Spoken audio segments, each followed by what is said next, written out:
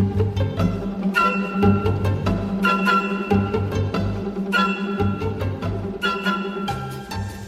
now we'll teach you how to spray the foul lines with this bad boy. Now, if you're efficient like us here at Glendale Little League, we're gonna chalk the lines for opening our games and spray the lines at the same time, because we're gonna use the same string. The first thing you gotta do is put the orange bases in. My partner's already done that for me. Those are important because they keep the line to the string in the right spot. Now I'll go run it down.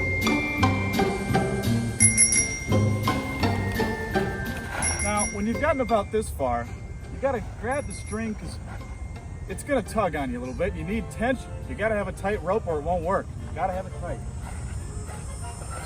Give yourself some slack at the end. I'll remind you from when we tie our string to our stake, you gotta wrap it twice, switch it, wrap it twice and switch it back and do it again.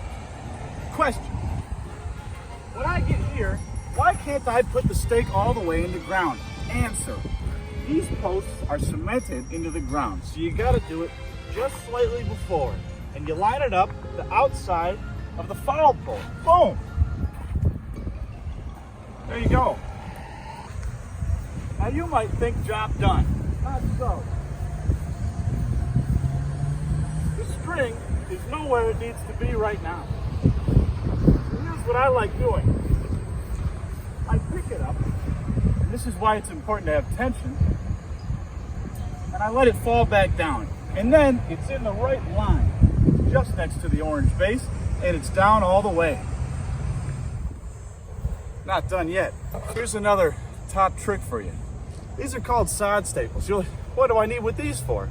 Well, sometimes the surface of the grass isn't completely level, so I need these to hold my rope down. If the rope's not flush with the ground, sometimes the bottom of the sprayer can get caught and it's gonna move the rope. That'll mess up my line. You shouldn't need more than 2 per line on our fields. Now, this could vary when you're here because the land changes. If you didn't know, it used to be a landfill.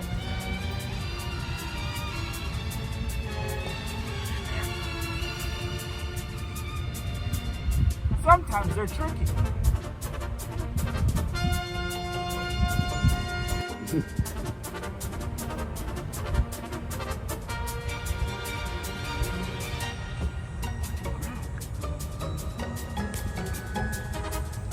There. Almost there. Now, while my partners are going to be chalking the foul line, I'm going to be spraying. Now, this is what we use now. It's a little bit less inexpensive than Goal Line, but Goal Line's the best. And from back in the day, we saved this little top. This is worth about $400 because it's the best. There's nothing that sprays quite like it. It's the perfect width, and these are different. They're cheap and they don't work. You're good. So never lose this. This is your life. This is what makes the line straight. Not me mostly, just this. We put it on, and of course at this point you've shaken the can for at least half an hour, probably more like 2 minutes. You line it up and you insert it into the slot right there. Make sure it's in the line, just like that. And finally, we're ready to go. Like I said, before you can get to spraying those foul lines, you gotta cut them first. We're gonna use our handy dandy push mower here. The height's on setting 2. You always want setting 2. And you really wanna do it often enough so you can see your previous lines. That's how you keep them straight. Here we go.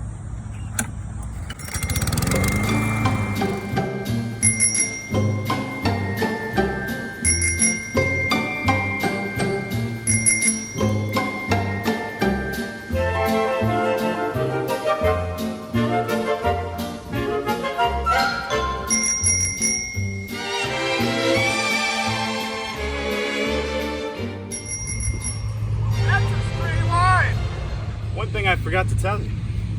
When you're doing this line, you might ask, Cubby, why are you mowing outways? Isn't that going to make the grass lighter? Well, you want to bend it down.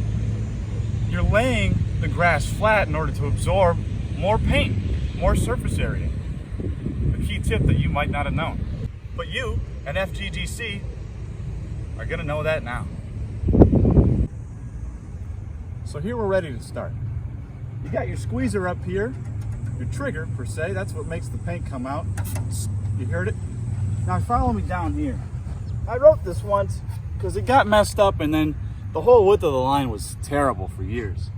When we had the goal line spray paint, which is your top-notch performer, we used these outside lines.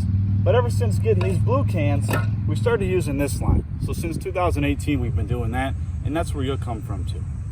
Now, unlike chalking, you have to walk at a constant pace because that dictates how much paint is going to be on the line. So it's really sort of an old man shuffle. You got to walk at the same pace all the way down. You'll figure it out in time. Don't expect to get it right away. I'm a pro at this. This is where I do my thing. See you in a moment.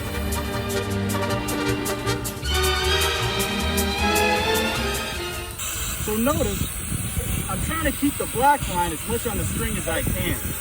It's going to bounce around, but that's okay. As long as it stays in the middle, you're doing just fine.